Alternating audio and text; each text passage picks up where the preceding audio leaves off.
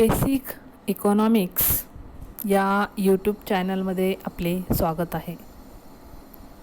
विद्यार्थी मित्रांनो, आज आपण इयत्ता 12वी अर्थशास्त्राच्या सूक्ष्म व स्थूल अर्थशास्त्राचा परिचय या प्रकरणातील सूक्ष्म अर्थशास्त्राची व्याप्ती अभ्यासणार आहोत. यापूर्वी आपण सूक्ष्म व स्थूल अर्थशास्त्राचा परिचय या प्रकरणातील प्रस्तावना, या शास्त्राचा इतिहास, त्याचा अर्थ व व्याख्या हे मुद्दे पाहिले होते. आज आपण सूक्ष्म अर्थशास्त्र कोणकोणत्या घटकांचा अभ्यास करते, कुठपर्यंत त्या शास्त्राची व्याप्ती आहे. चला तर मग आपण या शास्त्राची व्याप्ती म्हणजेच त्यात अभ्यासले जाणारे घटक पाहूया.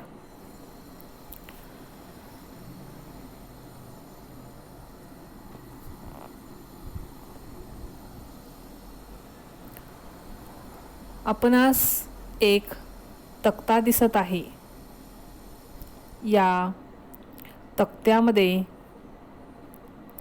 आपणास दिसून येते की सूक्ष्म अर्थशास्त्राची व्याप्ती 3 घटकांमध्ये डिव्हाइड केलेली आहे. आपल्याला समजण्यास सुलभ जावे या हेतूने 3 गट येथे आपण पाहणार आहोत. या खालील तक्त्यातून तुम्हाला सूक्ष्म अर्थशास्त्राची व्याप्ती समजण्यास सुलभ होईल.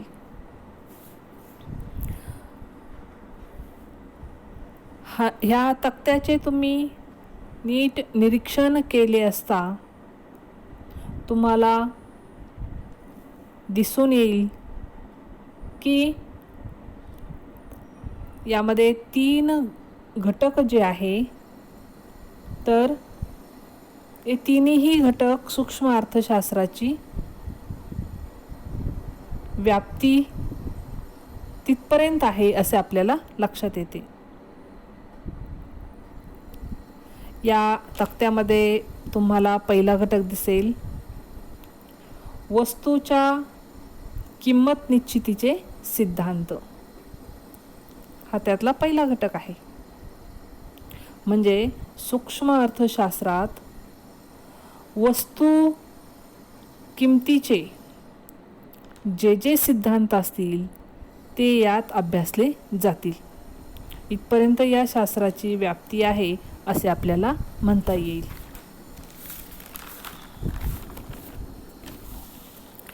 वर्गीकरणात दुसरा घटक आपणाला दिसत आहे, उत्पादन घटकांच्या किंमत निश्चितीचे सिद्धांत. या शास्त्रात वस्तू व सेवा यांच्या किंमत निश्चितीचे सिद्धांत अभ्यासले जातात. तसेच उत्पादन घटकांच्या किंमत निश्चितीचे सिद्धांताचाही अभ्यास यात केला जातो. आणि तिसरा घटक या वर्गीकरणातला आहे आर्थिक कल्याणाचे सिद्धांत. म्हणजे इथपर्यंत या शास्त्राची व्याप्ती आहे. विद्यार्थी मित्रांनो, तुम्ही सूक्ष्म अर्थशास्त्राचे कोणतेही पुस्तक म्हणजे कोणत्याही लेखकाचे, कोणत्याही प्रकाशकाचे आणि कोणतेही संदर्भ ग्रंथ अभ्यासाला घेतल्यास आपणास या 3 घटकांचा संदर्भच अभ्यासात पाहायला मिळेल. म्हणूनच सुटसुटीत अभ्यासासाठी या 3 गटात हे वर्गीकरण केलेले आहे. तर आपण आता पुन्हा वर्गीकरणातल्या पहिल्या घटकाकडे वळूया. आपण सविस्तर माहिती या घटकांची घेणार आहोत. आता पहिला घटक आहे वस्तूच्या किंमत निश्चितीचे सिद्धांत.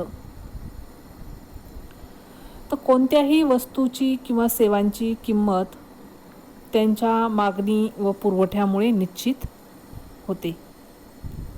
किती लोक वस्तूंची मागणी करतात व किती पुरवठा होतो यावरून वस्तूची किंमत निश्चित होते. म्हणजे या शास्त्रात वस्तूंच्या किंमत निश्चितीचे सिद्धांताबरोबर मागणी आणि पुरवठ्याचाही अभ्यास होतो. म्हणजे तिथपर्यंत या शास्त्राची व्याप्ती आहे असे आपल्याला म्हणता येईल. हे शास्त्र वैयक्तिक किंवा एकच किंवा विशिष्ट बाबींचाच अभ्यास करते. म्हणून वैयक्तिक उपभोक्ता, वैयक्तिक उत्पादकाचे वर्तन यांच्याशी संबंधित आहे. वस्तूची किंमत, मागणी, पुरवठा, उपभोक्ता, उत्पादक यांच्या संदर्भात जे काही अभ्यास आहे तो सर्व या शास्त्रात आपणास पाहायला मिळेल. म्हणजे तिथपर्यंत या शास्त्राची व्याप्ती आहे. आता त्यातलाच आपण वर्गीकरणातला दुसरा घटक जो आहे तो पाहूया. त्या बाबतीत आपण सविस्तर माहिती पाहूया. उत्पादन घटकांच्या किंमत निश्चितीचे सिद्धांत. जसे वस्तूच्या किंमत निश्चितीचे सिद्धांत या शास्त्रात अभ्यासले जातात, तसे उत्पादन घटकांच्या किंमत निश्चितीचे जेवढे सिद्धांत आहे त्यांचाही अभ्यास हे शास्त्र करते. आता वस्तू व सेवा निर्मितीसाठी ज्या घटकांचा वापर होतो त्यांना उत्पादन घटक म्हणतात. मग हे उत्पादन घटक कोणते? तर पहिला आहे भूमी. आपल्याला तक्त्यामध्येही सविस्तरपणे पाहावयास मिळेल. त्यापूर्वी मी तुम्हाला उत्पादन घटक सांगते. आपल्याला तक्त्यामध्ये त्याला मिळणाऱ्या किमती आहेत, तर मी तुम्हाला अगोदर उत्पादन घटक कोणते ते सांगते. पहिला आहे भूमी.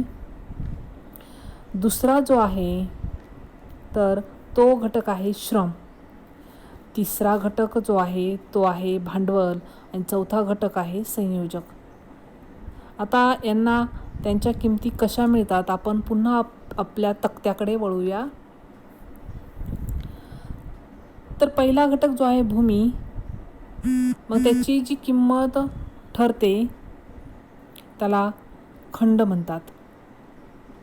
दुसरा घटक जो आहे तो श्रम आणि श्रमाची किंमत वेतनाने ठरते. तिसरा उत्पादन घटक आहे भांडवल.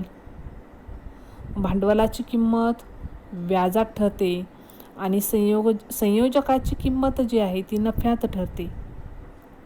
अशा पद्धतीने आपल्याला तक्त्यामध्ये दिसून येत आहे खंड, वेतन, व्याज, नफा ह्या ज्या उत्पादन घटकांच्या किमती आहेत त्यांच्या संदर्भातले सिद्धांताचा जो काही अभ्यास असेल तो सर्व या शास्त्रात आपणास पाहायला मिळेल. म्हणून या शास्त्राची व्याप्ती या घटकांपर्यंत जाऊन पोचते असे आपण म्हणूया. आता तक्त्यामधला जो तिसरा घटक आहे आर्थिक कल्याणाचे सिद्धांत, तर याविषयी आपण विश्लेषण पाहूया. हा यातील शेवटचा घटक आर्थिक कल्याणाचे सिद्धांत. मग आर्थिक कल्याण म्हणजे काय? तर आपण हे सर्व अर्थशास्त्राच्या लोकांच्या कल्याणासाठी, म्हणजे थोडक्यात हे अर्थशास्त्रच लोकांच्या कल्याणासाठी निर्माण केलं आहे. लोकांच्या कल्याणासाठी जर हे शास्त्र काम करत असेल तर मग त्या संदर्भातले सिद्धांत देखील आपण अभ्यासले पाहिजे. सूक्ष्म अर्थशास्त्रात वैयक्तिक गोष्टींवर भर आहे. मग एका व्यक्तीच्या कल्याणाचा विचार व त्यावरील सिद्धांतांचे अभ्यास यात होईल. मग आर्थिक कल्याण कशावर आधारलेले आहे? त्यासाठी या घटकात असलेले पुन्हा आपण 3 मुद्दे पाहूया. मग पहिला त्यातला मुद्दा आहे की उत्पादन क्षेत्रातील कार्यक्षमता. उत्पादन क्षेत्रातील कार्यक्षमता म्हणजे वस्तू व सेवांची निर्मितीचे क्षेत्र. आपल्या देशात जी 125 कोटी लोकसंख्या आहे त्यासाठी उपलब्ध साधन सामग्रीच्या मदतीने जास्तीत जास्त उत्पादन घडवून आणणे. या लोकसंख्येसाठी हे उत्पादन प्रत्येक व्यक्तीपर्यंत पोहोचले पाहिजे, तरच आर्थिक कल्याण साधले जाईल.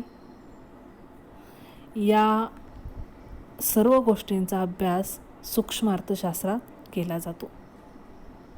आता या आर्थिक कल्याणाच्या सिद्धांतामध्ये दुसरा मुद्दा असा आहे की उपभोग क्षेत्रातील कार्यक्षमता. उपभोग म्हणजे लोकांनी वस्तू व सेवा खरेदी करून तिचा वापर करणे किंवा ती वापरणे, म्हणजे त्या वस्तूंचा उपभोग घेतला असे होईल. मग प्रत्येक व्यक्तीपर्यंत वस्तूचा उपभोग पोहोचला पाहिजे.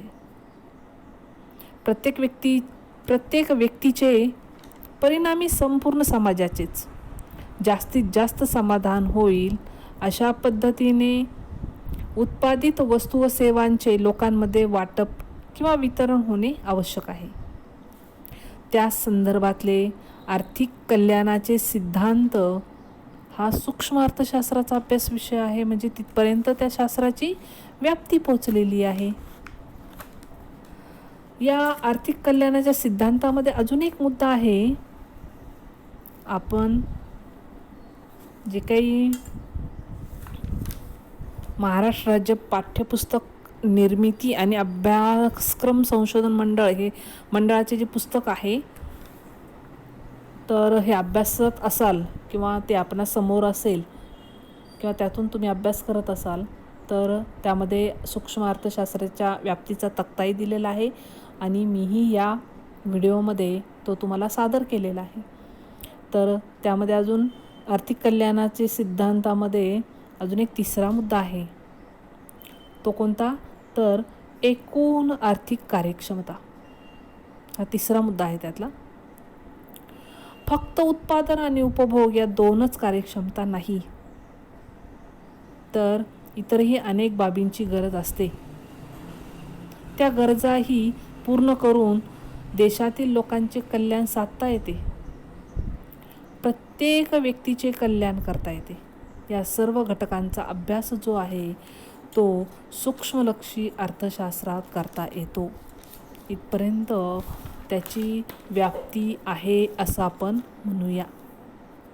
अशा प्रकारे विद्यार्थी मित्रांनो, आपले सूक्ष्म अर्थशास्त्र वैयक्तिक घटकांचा अभ्यास करते.